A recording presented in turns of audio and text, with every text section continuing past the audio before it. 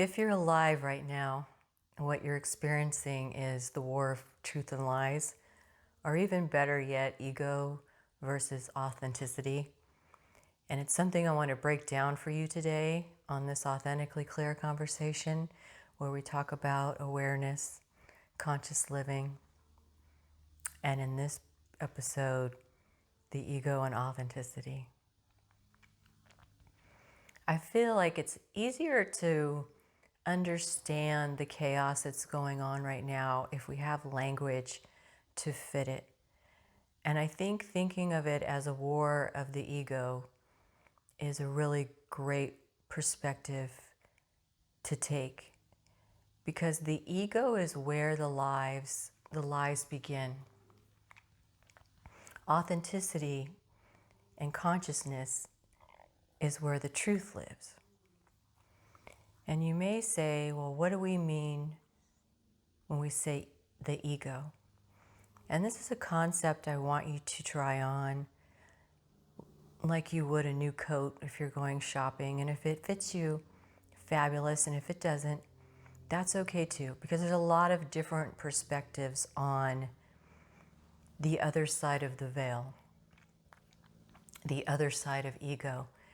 Some people refer to it as the matrix. Some people refer to it as assimilation.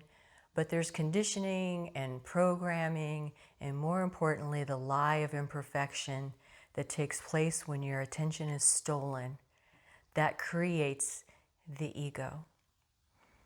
And let me break that down for you. Because once I understood this, there was so much that started becoming clear, not just about myself, but the world around me. And I believe once you have this understanding, it really brings you a certain sense of peace, which is really what my work is all about and what self-mastery work is all about. Because happiness will come and go, but your peace is what you stand in as a constant. When you're in your authentic space and you can live at a higher level of consciousness, which is this transitioning, this awakening that we're going through, it's just such a peaceful, beautiful place. You can come from a loving place. Things are rooted in love. Choices are rooted in love. And you're able to have that just not for yourself, but for those around you. So let's circle back and talk about the ego and where the ego really comes from.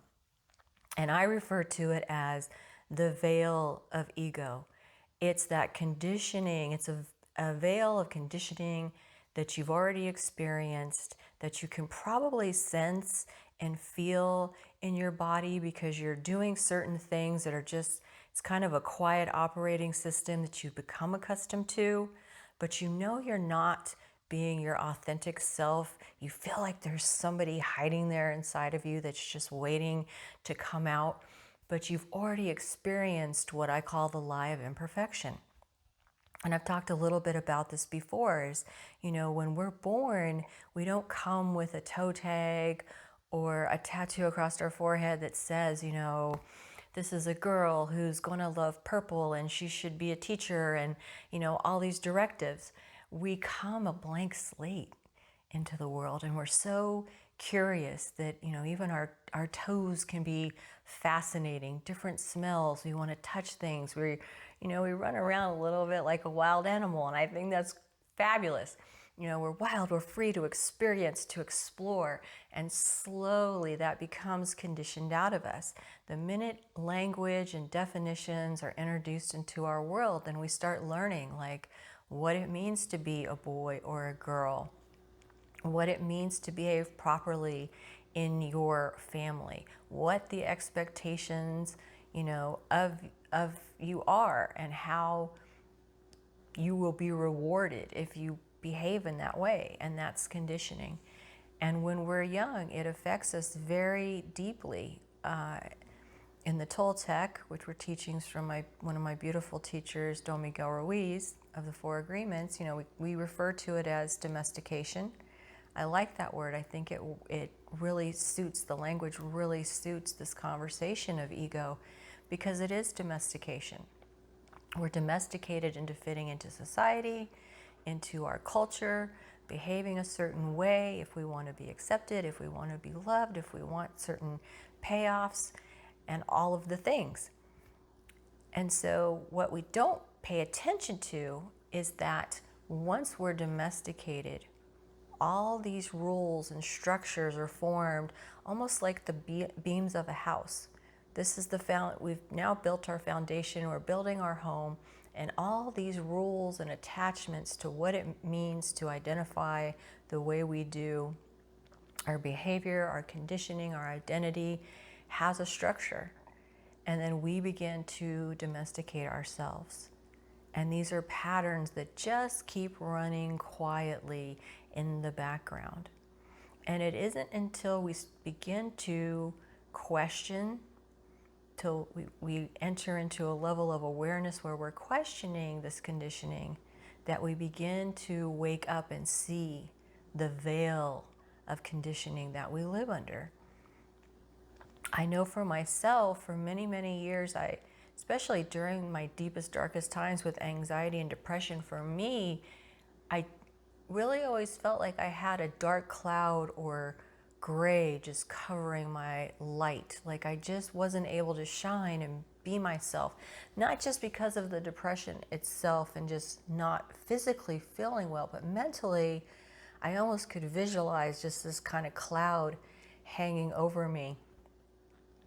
I feel like there was a cartoon character once. I think it was Bad Luck Schleprock or something, maybe on the Flintstones. And it was a character that always had this rainy cloud following him around. And that was how I felt. I felt like I always had this cloud over me where I wasn't in full expression. I wasn't really able to express myself. I wasn't able to really experience life in full color. Like there was just always this gray.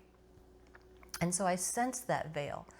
But I thought there was something wrong with me. I thought I was broken. I thought, I needed therapy and drugs and all of the things to, make me normal or to make my system normal so that I could overcome this. At times I thought I needed a shaman to exorcise, this negative energy out of me. And all this time, it was just that I had the wrong perspective. I had the wrong understanding of life. I felt like I was living under this blanket of gray, of depression, of not feeling good enough, of not feeling like I was really able to be me. And what I didn't understand the entire time was I had the power to lift that blanket. I had the power to move that veil. I am my own shaman. I am my own guru. I am my own therapist. But what I had been blind to, like a horse with blinders, was my own conditioning.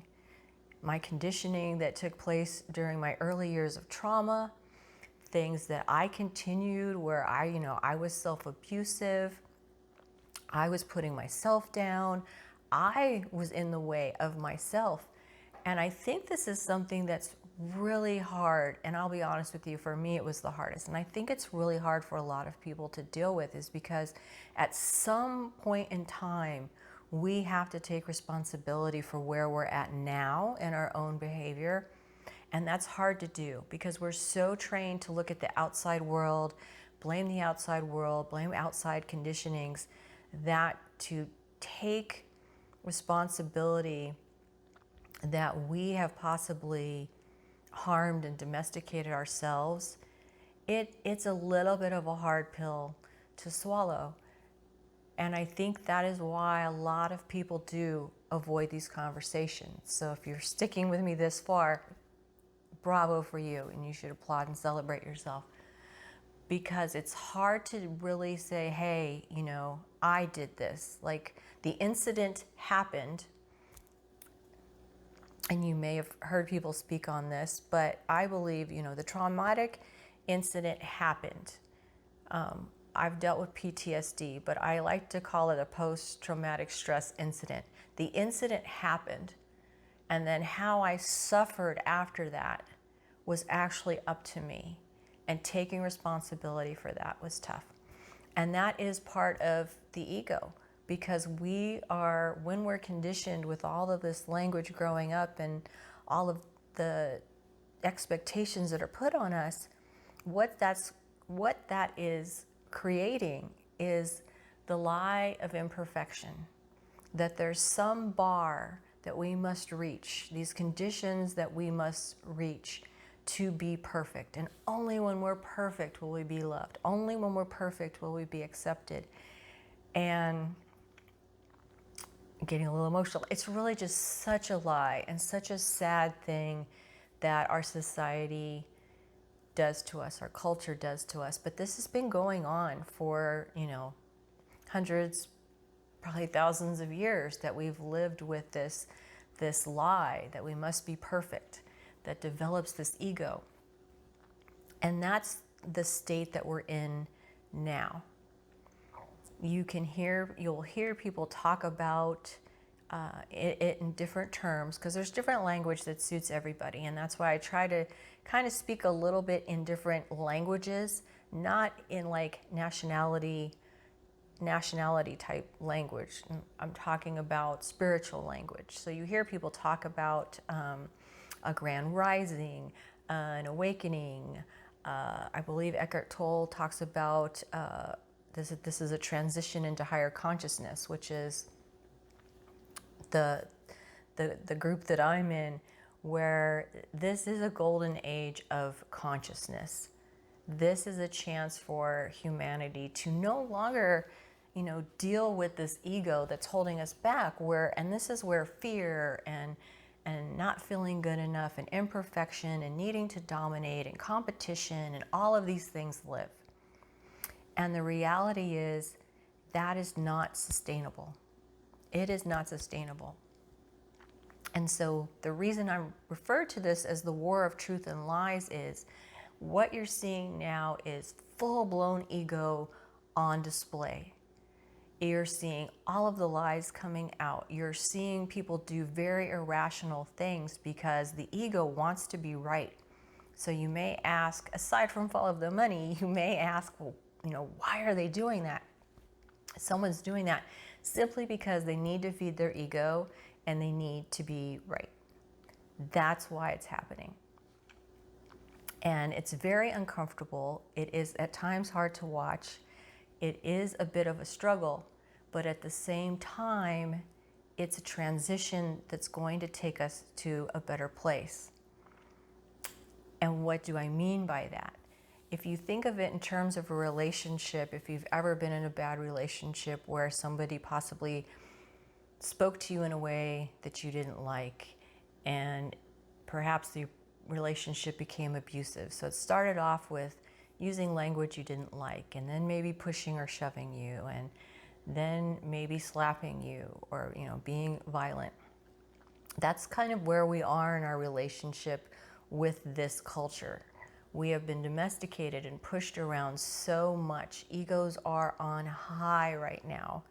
And we're seeing the damage that does to us, not just as individuals, but as communities, as a country, as humanity as a whole. And because it's not sustainable, all of that negative energy, it has to rise to the surface and be seen to die off.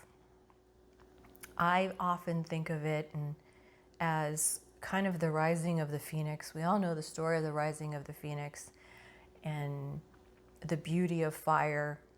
We're upset when a forest catches fire and everything is burnt down. But the beauty is that leaves space for new things to grow, for new things to flourish. It even feeds the ground and the environment. And just like the rising of the phoenix, sometimes things have to burn down and turn to ash so we have a space to create something new. If you were to think about it, if everything was cotton candy and unicorns and everything was going great, we wouldn't be making any change. There wouldn't be any growth. There wouldn't be any expansion. And that is the uncomfortable part to growth, because there's a period of unknowing where we don't have answers. Maybe everything is not clear. And so we have to learn to stand in a space of unknowing. But we can do that, especially if you're in your peace and authenticity, because you're feeling sure and certain about yourself and who you are. And so it's so much easier to stand in a place of unknowing. And as one of my beautiful teachers would always say, to be comfortable in the uncomfortable. Because growth and expansion are part of life. Everything in life that has life and consciousness grows. A seed does not stay a seed. A puppy doesn't stay a puppy. Humans don't stay babies. We tend to think of the stars as fixed, but even the universe itself is expanding. Everything is expanding and everything is growing. And it is unfortunate, to see some of these egos on full display and causing such destruction. But that will not be a forever thing. And so I personally take some level of solace in the fact that I have an understanding that everything is happening for a reason, that we're not separate from consciousness. We are consciousness. We are part of a whole. And we're coming to a place where that needs to grow and expand. So old things have to die away to make room for that consciousness and to make room for that higher awareness. And that is why you're seeing this display. That's why you're seeing all the lies, all the ego, all this old way of thinking, which will die off and it will transition. And that way of thinking will be left behind. But sometimes, like a lot of things in bad relationships, it might have to go kicking and screaming, but it will go and it will transition. So if you are feeling this, if this is resonating with you, then that means you are part of this expansion and you're being called to a higher level of consciousness. You're being called to live on the other side of that veil of ego. What the tug and the angst that you're feeling is your ego trying to shed away, because your ego consciousness, your higher self knows that there's this greater version of you just dying to get out. But the ego has to get out of the way. The attachments have to be broken. And so that's what you're feeling. And I wanted to just take this time to share that with you, because I think it's such a pivotal time in humanity, in our own lives. I think we're all from a micro and a macro perspective feeling change and transition. Like that is the theme of the time that we're in. So if this resonates and relates to you and this language kind of calls to you, I hope that you'll come back and share more with me. I hope you'll join my community on Substack or on YouTube. I hope you'll join one of my group events, or I also offer one-on-one concierge mentoring, because this doesn't have to be like Western therapy. This doesn't have to be a long drawn out process. Satori or enlightenment really only takes a moment, and once you have the right tools to grow and carry that on, that is really all you need, because it's self-mastery. There's not, a guru or a therapist or anyone, that you need. You just need a proper understanding, because you are the self-master. You are the master of your own higher self, your own authenticity, and your own way of being in this world. And I appreciate you sticking around this far and letting me share that with you. And I hope to share more with you. And I hope I've maybe cleared up a little bit in the war on truth and lies, ego versus authenticity, and made it a little more easy to understand and start to question and enter into that awareness. And so thanks again for joining me, and I hope you have a beautiful rest of your day.